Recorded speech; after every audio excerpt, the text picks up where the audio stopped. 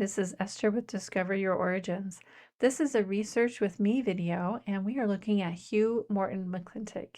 Hugh was a suggestion from a viewer that we take a look and see if we can't help achieve their research objective. So let's review Hugh and the sources that are attached to him, and then we'll come up with some research questions and come up with a plan. The first step, like I said, is some evidence analysis and review. And so we're going to just look at what we have here. I don't know if this is all accurate, but this is what I found on Family Search, so that's where we're going to start. According to this, we see that he was born on the 28th of April, 1804 in Somerset County, Pennsylvania, and then he died on the 24th of December, 1893. Probably Nebraska, because that's where he's buried, but maybe not. We don't know. Looking at these events can help give us a timeline of things that happened in his life. So he must have moved from where he was born in Pennsylvania to Indiana by 1850.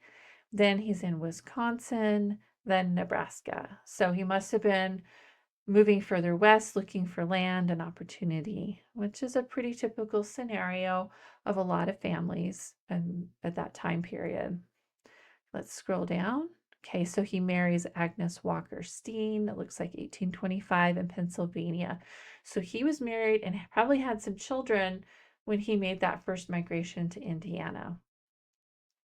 And if we were to look at the children here, we would see about when he moved. So let's look at Hugh McClintock Jr. He was born in Pennsylvania. And then let's look at Joseph. He was born in Indiana. So sometime between 1832 and 1834, his family moved from Pennsylvania to Indiana. And we could do the rest of that analysis looking at each of the children to see where they were born.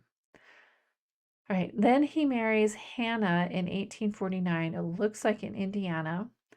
And they have two children listed here. This oldest girl is a stepdaughter to Hugh, so Hannah would have been married previously. Hannah Sheets might not even be her maiden name, so we would need to double check that if her daughter was named Sheets.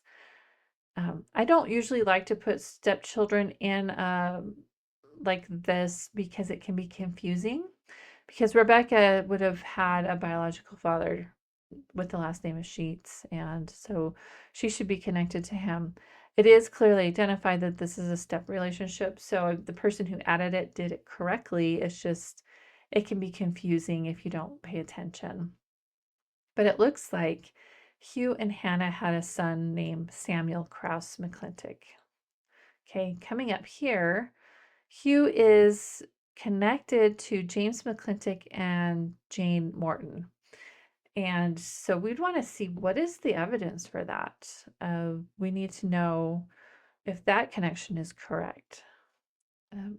Let's scroll up here. We've got 10 sources attached to him, and we need to look at those sources to see what evidence we have on him. I'm just starting to draw a lot of questions, like what do we really know about Hugh? Can we learn more about him? So let's look at the sources. And as I'm looking through here, the first source I see attached to him is the 1849 marriage to his second wife. So there's no sources attached to him for his marriage to his first wife. That would be important to find because that will help narrow down where they were in Pennsylvania. And then let's see, scrolling through, we've got, it looks like all of the census records. We might want to look for some other state censuses for Nebraska and Indiana and Wisconsin to see if we can't capture him in between the federal census years. But we've got all the federal census records for him that we can. And so that's good. We should go through each of those and make sure all of the children have been recorded. And then we've got a couple of death records here for children. Let's see, this is a death record for Samuel. Okay. Yeah.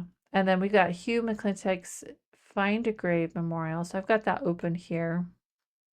And look, we've got a picture of him, so that's cool. And it says he was buried in Nebraska, Boone County. So here's his marker. It's a little bio on kind of what we've already looked at with links to his children's memorials. And that marker, it's pretty faded, but it looks like it's got some good information on it, deaths and birth dates. Okay. One thing that I'm noticing right here is we don't have any information on Hugh's life before 1849. If he married in 1825, he should be listed as the head of household in 1830 and 1840 censuses. So we need to look and see if there are censuses available for those years in Pennsylvania and Indiana and see if we can't find him and enumerate his children in those census records. The other thing we don't have is any land records.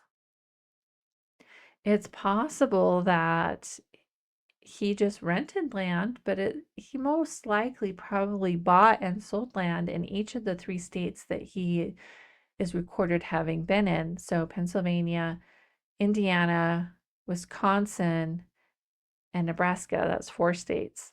There should be some land records. So we need to find those, especially the ones in Pennsylvania, because those could have his parents mentioned. So we'd want to find those. We also don't have a will for McClintick from Nebraska. So if he died with property, there should be a will. And possibly some people would sell land as they got older to their younger children. There should be some land records. So we definitely have a lot of potential research questions that we can ask about Hugh.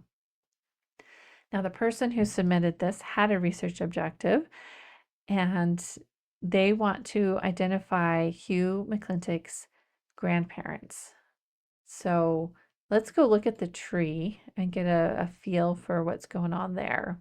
Now, mind you, this is family search, and so there could be things missing that are known out there, but he is connected to James and Jane, and then there are no grandparents. And you can see there's 2 sets of grandparents that we would need to find. So we would need to narrow that down to, well, which set of grandparents are we going to look for? But even before we get that far, we need to look at his parents and make sure that connection is actually correct. So let's go back to his profile page here and take a look. There are some clues here that could help us see if we're heading in the right direction. So for example, Hugh's middle name is Morton and his mother's maiden name is Morton. That is a naming pattern where a child would be given the mother's maiden name as a middle name. So that suggests this could be correct. It's not enough to say it is, but could say we're starting to head in the right direction. If we look at the naming patterns a little bit more, we see that Hugh's oldest son is named James, which would be the name of his potential father. And then they have a daughter named Jane. So maybe we're heading in the right direction. But if we look at James McClintick here, it's hard to see, but there's no sources attached to James McClintick on Family Search. We do have some dates entered, but there's no sources to back up this information. But James may have been born in Ireland and then he died in Chester County, Pennsylvania. And then Jane, again, there's no sources and may have died after 1804, which would make sense if her son was born in 1804, then she would have died after that date. But we don't actually have any useful information there. If we come back up here and look at Hugh's birth information, it says Somerset County, but we don't have any sources that actually confirm that. So maybe it was Somerset, we don't really know. So we need to do quite a bit of work before we can get to grandparents to ensure that the connection to his parents is correct and get some evidence of that. So let's go to my Google Drive and let's set up a research project. And I'm going to use my simplified Google document to start here.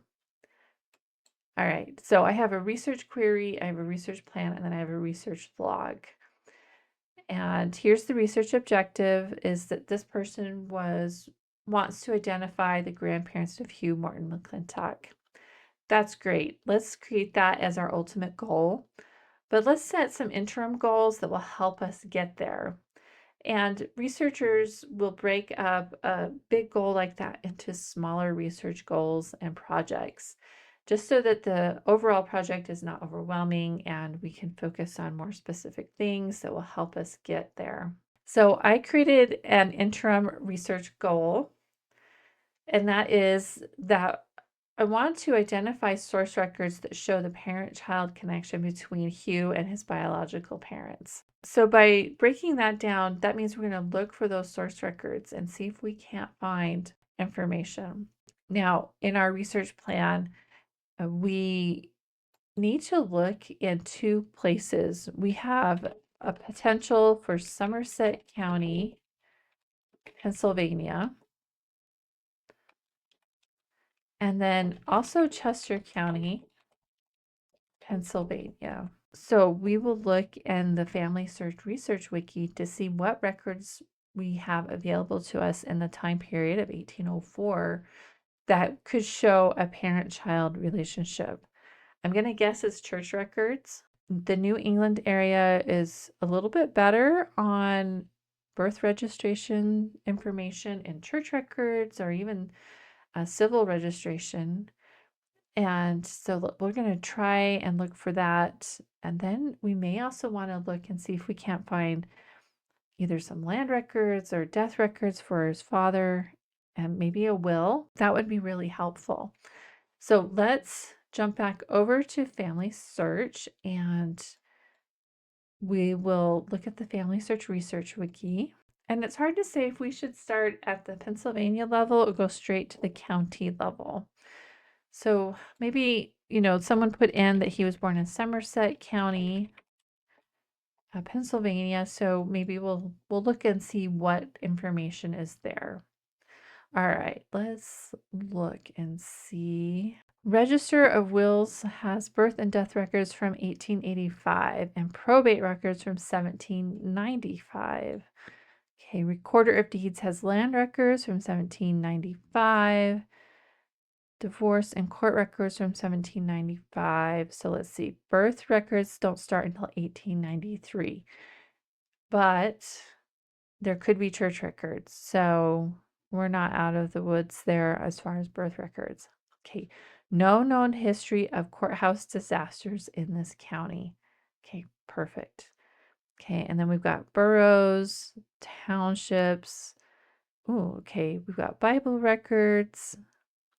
Now over here on the left is some links so we could jump ahead and see if we can't find something. So let's go to church records. All right, let's look at church records. For more information and resources are found on Pennsylvania church records. Visit Somerset County, Pennsylvania church records based on denomination. All right, let's go there. All right. Now we don't know what denomination he was. If his family came from Ireland, they could be Catholic, but they could also be Protestant. So, hard to say. And then what religion were they a part of after they came to America? It could have changed. All right. So, databases with several denominations. We've got marriages. Okay, that would be good for finding the marriage record between him and his first wife. Let's see, Pennsylvania Historical Society of Pennsylvania Births and Baptisms. Okay, so that is a family search collection. So let's grab that. Oh, and then we have Pennsylvania Church and Town Records. So we'll want to get that too. So let's grab that. And this is Somerset County. Let's go look and see where was the marriage at. Oh, we don't have anything. Just Pennsylvania. All right. I'm going to just snag this one here It looks like that's just Pennsylvania more broadly and not Somerset County. So let's grab that one. All right. Now we have some denomination specific record collections, and because we don't know which denomination they would have been in, we could end up searching quite a lot of records. So this Catholic one, that's Pittsburgh. So unless they were in Pittsburgh, that wouldn't be useful. And we've got Episcopal, Lutheran, Methodist, Presbyterian, Quaker, Reformed Church. So there's a lot there, and hard to say which one should be looked at first. I think these combined ones would be the best, just as a place to start, and then maybe go through the rest of these. All right, so that was church records. The town records could include birth records and marriage records, so you'd want to definitely look for both of that information in there. Let's just look at this more broad subject about Pennsylvania church records. All right. Baptisms, christenings, marriages, funerals. It could have a funeral information for his mother. Let's see, membership lists. Okay, so we got the ones that we thought might be useful. There's a second marriage record collection, so let's grab that. Oh, there's another birth one. Okay, let's grab this one. Okay, so there's quite a few church record collections based on denomination. So if we can determine that, then those others will be useful. Probably would start with these indexes first. And let's see, online databases are incomplete. So there's some tips here that you want to make sure you check the entry very carefully and don't assume that a record doesn't exist because it might. Okay. This article here, it would be very useful to go through and read to understand it, what's available. All right, let's go back here. All right. So what we're looking for and hoping to find is a mention of Hugh with his parents. Next is Chester County. So this is supposedly where his father died. So let's go to the Research Wiki and let's look up Chester County, Pennsylvania. All right, so here is Chester County. What we want to find is some court records, land records. Looks like land records started in 1716. Death records started in 1852. He supposedly died in 1823. So if there's anything, there's a probate record. There's no known history of courthouse disasters, so that's good. Let's go to probate here. Okay, there's a lot. Pennsylvania wills and records at Ancestry. That looks good. Let's snag that. All right, so there's a lot here. I'm not going to go through and find every possible one, but we would definitely want to take a look at multiples of these. That is just the probate court records. There's several here that you could add to that. Now, if we wanted to find evidence about Hugh and his father, then tax records, land records would be good. Let's look at resources here and let's look at land. Okay, so here's land records and there's mortgage record index, deeds. There's an index, there's 165 films. Ooh, it's a lot. So there's a lot here and I'm just gonna put, this is Chester County still. We're looking for land. All right, so I think you get the idea. The future research, we could add all of those questions that we came up with when we did our first record analysis of Hugh. And then we have our research log. So as we look at things, we want to make sure and create a source citation and then notes about what we found. It may be worth going through and creating source citations on all the records currently attached to Hugh so we know what we have. So that's going to be a process. Okay, so just as a little bit of a teaser, it might be kind of fun before I end this video to just do some full text search. Full text search is a really great tool and probably includes some of the collections that we had looked up for the research plan, but we'll just do a little digging and see what the possibilities are. Now, Family Search has updated this, and so you could search specific collections. So if I were to do a search for Pennsylvania, you can see here we've got a lot of record collections, and I could search specific collections. That may help save time to actually do targeted searching. You can also do very specific searching. So if I just put in Hugh McClintock or McClintick, and we want Pennsylvania.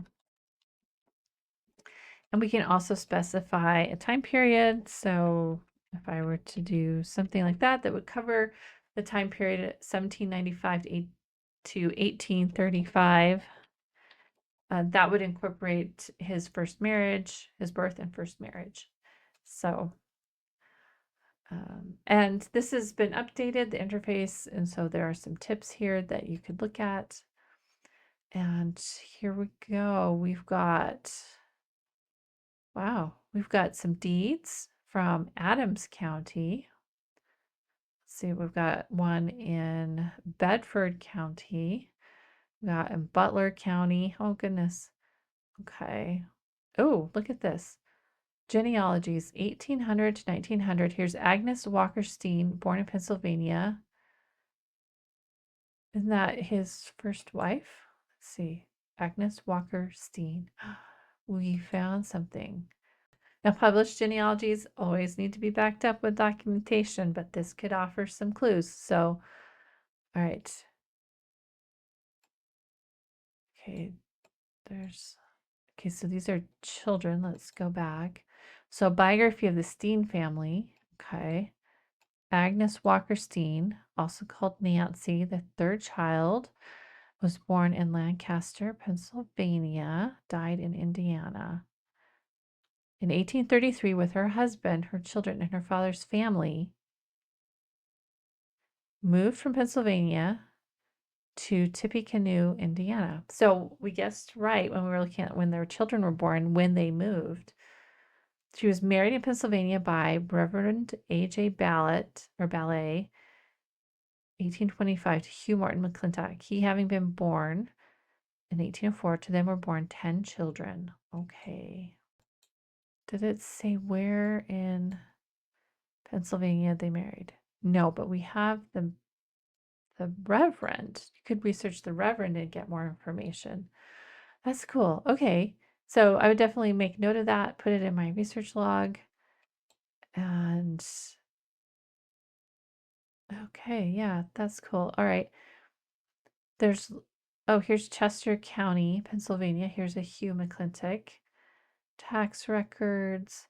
Here's a will in Washington County. Oh, we looked at that one earlier. Marriage license information. Okay, so this would take a bit of time to go through. Full text search can be really fun, but it can be a time sink and also lead you on paths that may not be related to what you're really looking for. So I do recommend it as a tool. Since we don't really know for sure which county McClintick came from, the targeted searching may help eliminate some other locations. Targeted searching may be more useful to start off with. And so just put this on your list of things to look at in the future.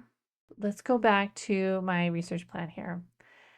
So we've got some targeted searching, and this is a great initial first step because we're trying to find that evidence that Hugh McClintick is the son of James McClintick and Jane Morton.